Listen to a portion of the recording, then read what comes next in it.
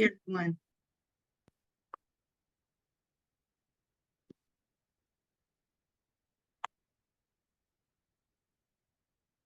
Okay, Michelle, whenever you're ready. All right. Well, hello, everyone. It's nice to see everyone. I hope you had a great weekend. I hope some people caught some of the ceremonies from the Olympics. And I hope your summer is going very well. We have a great day today lined up from the Center for Regional and Economic Competitiveness. Very excited for our presentation. But before we do that, I will pass it to our Executive Director, Matt Bogosian, for some updates. Matt, the floor is yours.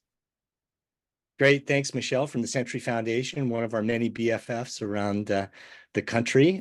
This is AMCC's weekly 30-minute national call. It's been happening every non-holiday Monday for about a decade, starting at the same time every week, 11:30 Eastern, 10:30 Central, 9:30 Mountain, and 8:30 Pacific.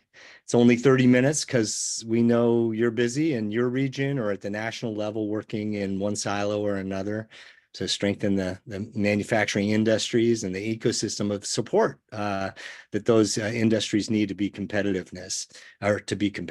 So it's great that you're on.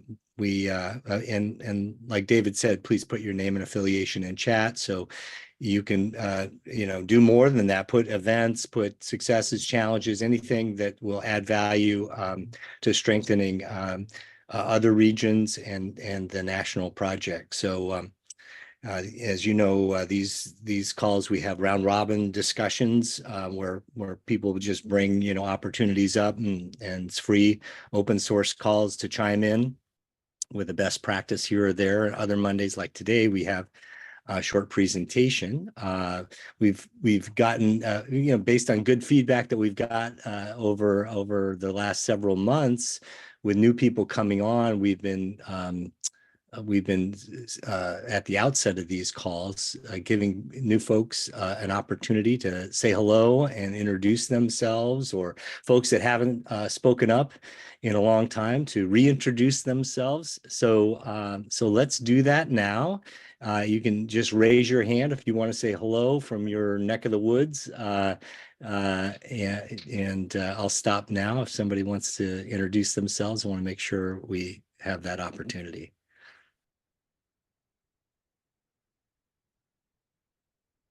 All right, James. Hey, Matt, we have, welcome. Yeah, there you go. Thank you, Matt. Thank you, David. And nice to meet everybody. I've been kind of on and off during the summer, so nice seeing you. I'm a professor of manufacturing engineering at UT Rio Grande Valley, and we are also leading a DoD consortium called America's Additive Foundry Consortium. And we focus more on how do we further develop the technology so that we can either provide additive manufacturing as a replacement of for custom forging operations. We can make intelligent technology that can make custom forging more less labor intensive, more acceptable to be moved to the U.S. So we can grow a stronger industry sector in that area. But anyway, nice meeting you all. Thank you, Matt and David.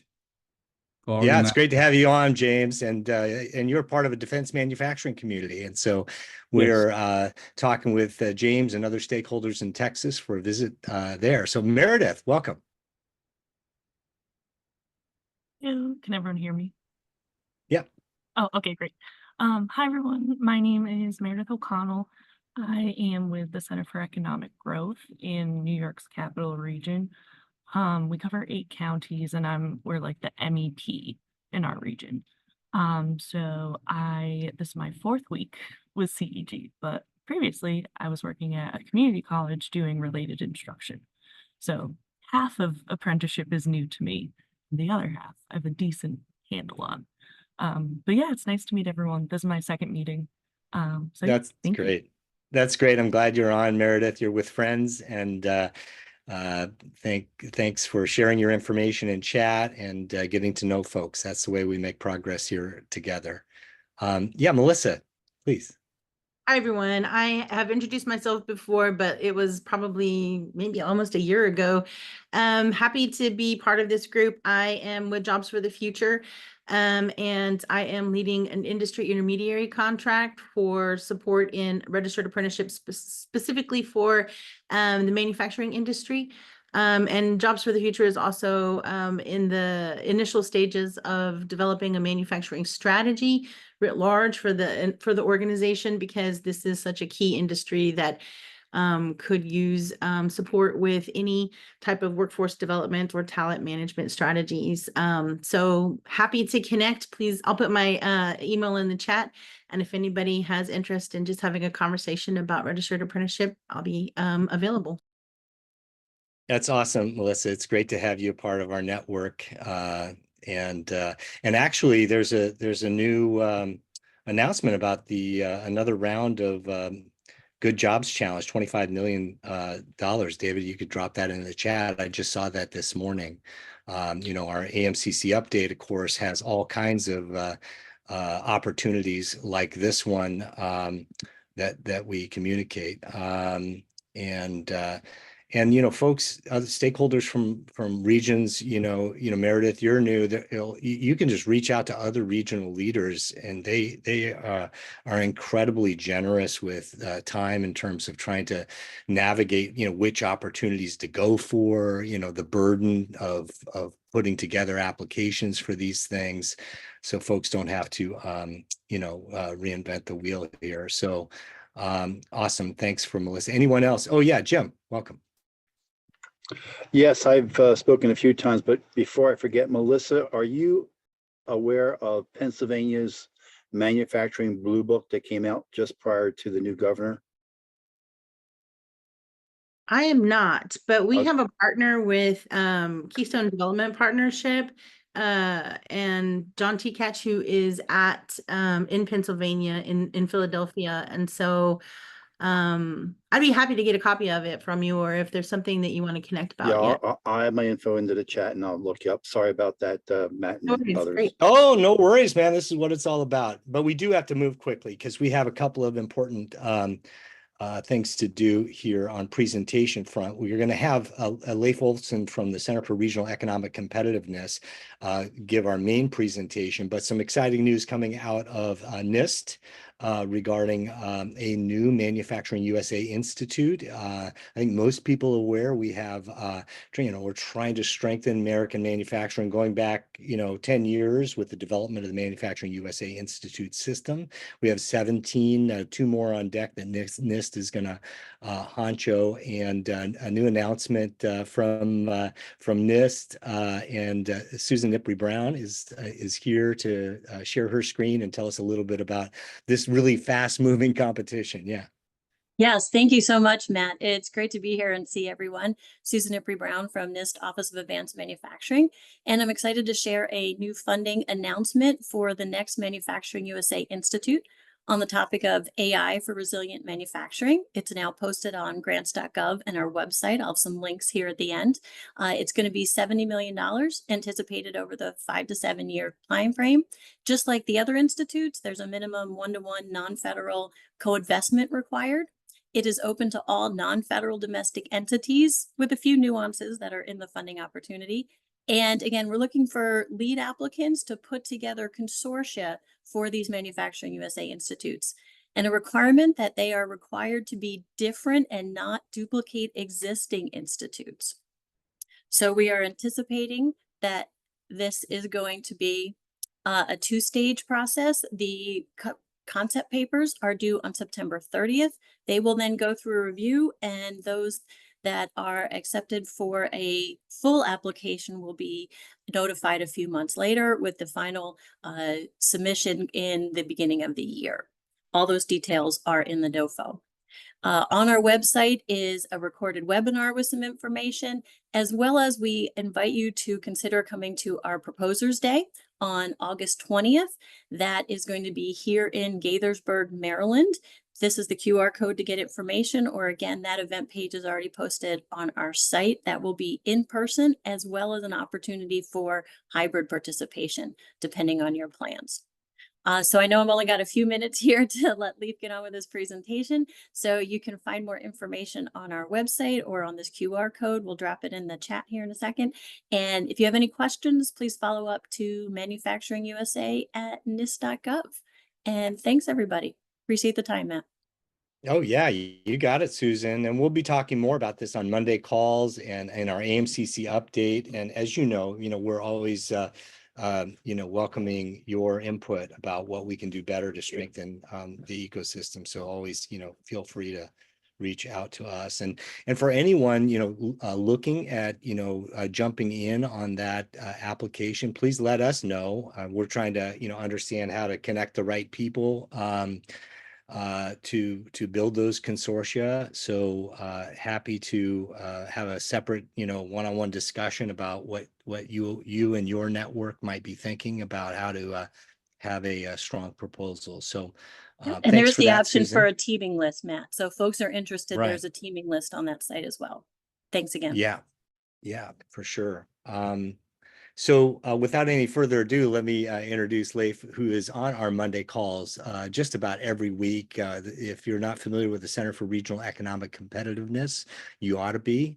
They're a very well-respected organization doing a lot of important work connected to economic development, sustainable development. And Leif is here to talk about resource for grantees and state leaders. So Leif, the floor is yours. Yeah.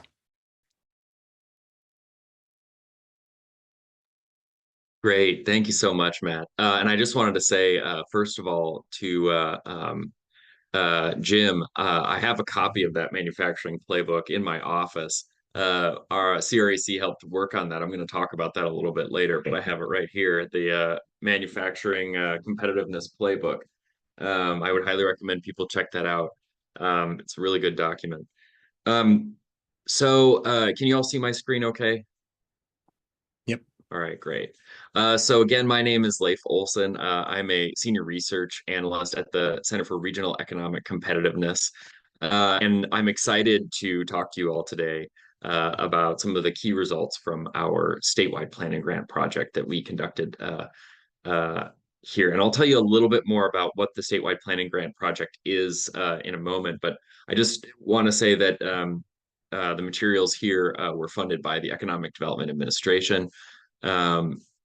So let's get started. First of all, just sort of a general overview. In 2021, CREC received a project from the Economic Development Administration to evaluate and facilitate alignment between state economic development offices and the economic development districts in their regions. For those of you who aren't familiar, economic development districts they're multi-jurisdictional planning and economic development agencies federally designated by the EDA to encourage economic development planning and project implementation in distressed urban, suburban, and rural areas. Alignment then between these districts and state offices is a key component for EDA. So I'm going to talk a little bit more about the context of the actual project in the next slide, but for now it's important to note that the statewide planning grant project emerged from the work CREC was already doing in alignment. This work included a policy academy, which some of you may have heard of, with a handful of states and EDDs, as well as the completion of the SLEDS database, which is a database of all SEDS from EDDs across the country. The purpose of CREC's statewide planning grant was to document project progress and alignment between states and EDDs in planning for and implementation of their statewide planning grants. This work is documented on the webpage that you can find in the weekly update that Matt sent. Hey, Leif, can you say just a little bit about what this SEDS thing is? Because I don't think everybody in the larger manufacturing ecosystem is familiar with that. Yeah. Yeah, that's a great point. The SEDS are a comprehensive economic development strategy. So those are the strategies that EDDs create and maintain in their regions. Part of it is to sort of target areas for funding from the EDA, and part of it is to identify what sort of projects and such that they need to accomplish in their region. And again, you can find a sort of comprehensive database of those on the state planning.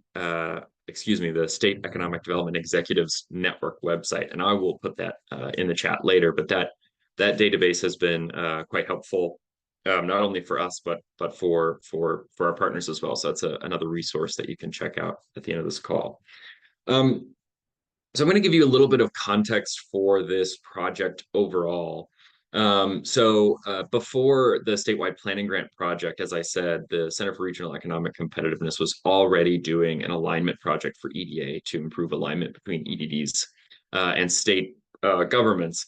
Following on that, the SEED Network did a brief survey of state leaders to see sort of their thoughts on the statewide planning grant program that the EDA had put out. So basically, the Economic Development Administration had given $1 million to every state, region, and territory in the nation. So that totaled to $59 million. And that money was used for planning for future economic development efforts.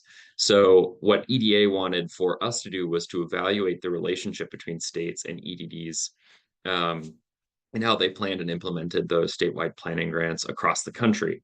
So we were awarded money to gain additional insights into the program. And from that, we were able to compile a series of analyses gathered from a survey of all 59 states, territories, and jurisdictions, one-on-one interviews with all 59 recipients, as well as pulling data from progress reports and a series of, I believe, 6 site visits to states which had received funding.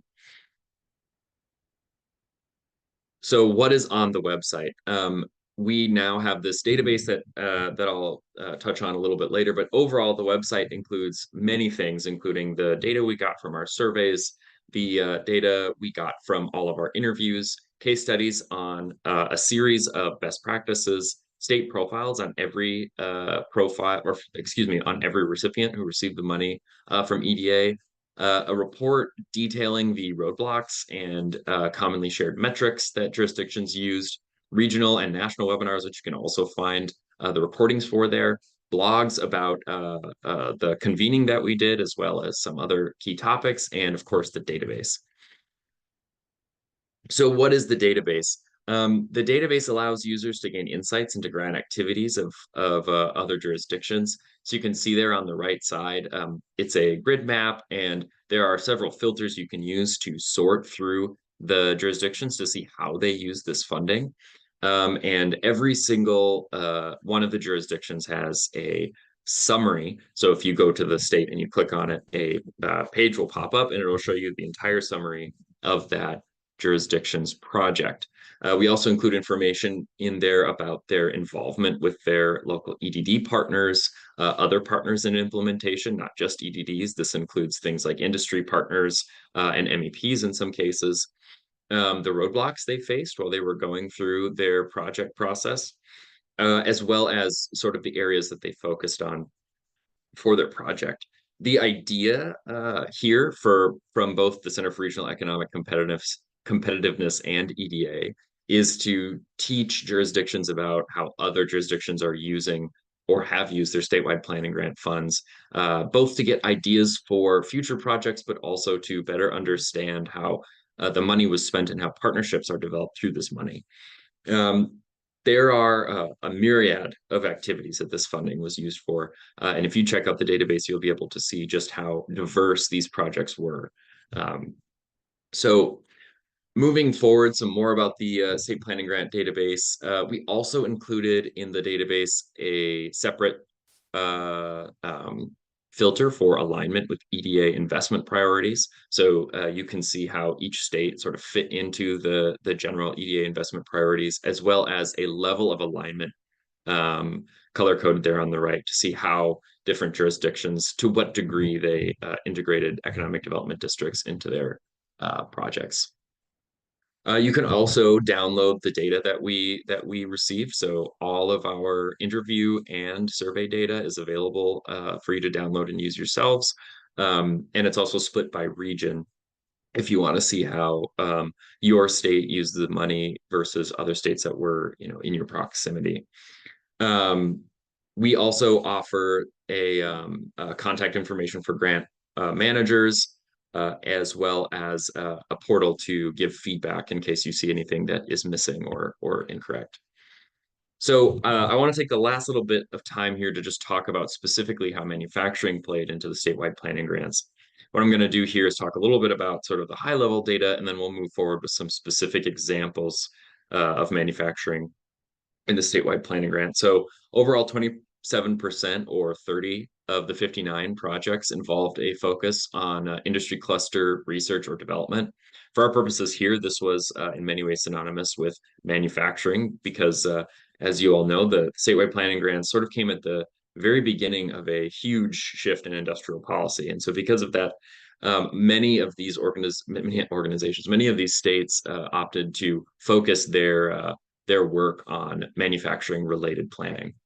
There was also a huge amount of other federal funding that was pulled down to help supplement or complement the statewide planning grants. So many grant projects began with the grant and then were able to pull down additional federal funding to move forward with actual building creation projects.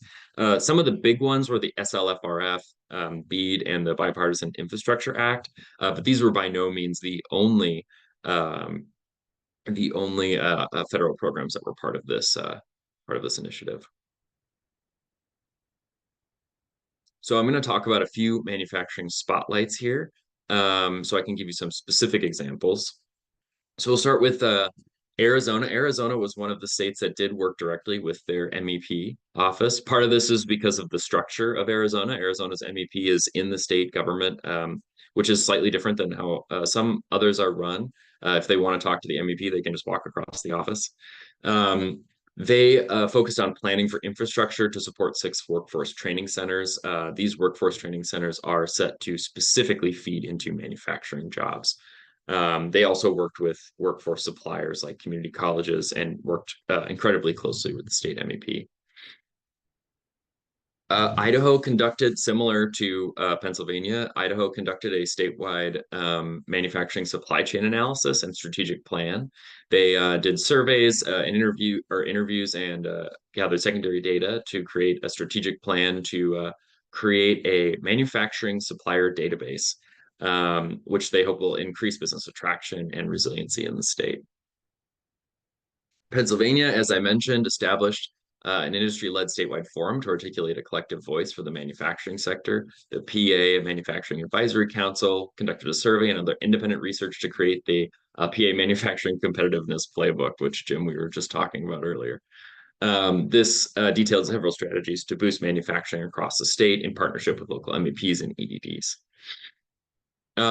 Finally, Wisconsin developed a comprehensive strategy and action plan to prepare the state's infrastructure for a transition to electric vehicles, industry and market supply chain analysis to identify opportunities in the Wisconsin manufacturing sector to establish competitive advantage in the EV supply chain and related industries. So it wasn't just EVs, it was also electric-based industries. So these are just a few of sort of the major spotlights, but manufacturing was extremely well represented in the statewide planning grant projects. If you have questions about the statewide planning grants, obviously feel free to reach out to me. But in addition, please check out the website. I think I saw it in the chat, but I will add it there in just a moment. Obviously, I welcome any questions, and I really appreciate AMCC and Matt and David for giving me the time to present today. Oh, it's awesome. This is such an important piece of, this complex system science that has evolved over the last 10 years to strengthen the manufacturing cornerstone of the economy.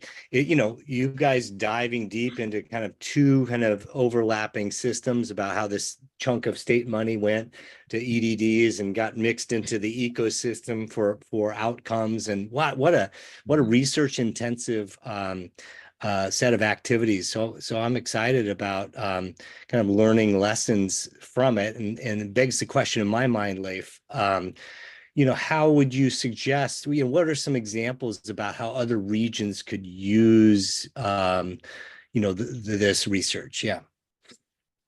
That's a great question. In my mind, the primary usage for this, there are two primary reasons to use the statewide planning grant research. The first is to, if you are in any way in your work related to or directly work on the statewide planning grant in your state, being able to see how other states use that funding will be very informative to you, I believe, and also the primary purpose, was to see how states and EDDs cooperate. It would be helpful to see how other states cooperate with their EDDs to see how things could change in the future.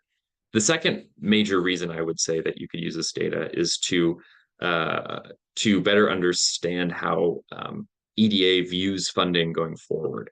I think for future funding opportunities that could come from the EDA, it would be a helpful resource for you to look at, just to see how these grants are structured and how different states use them. That's great. Thank you for that, Leif. Questions for Leif or comments about that work? Wondering, we have a lot of stakeholders from some of the example jurisdictions. I see Buckley Brinkman there from Wisconsin, wondering how, if at all, you were engaged in this. But other folks want to chime in with a question for Leif?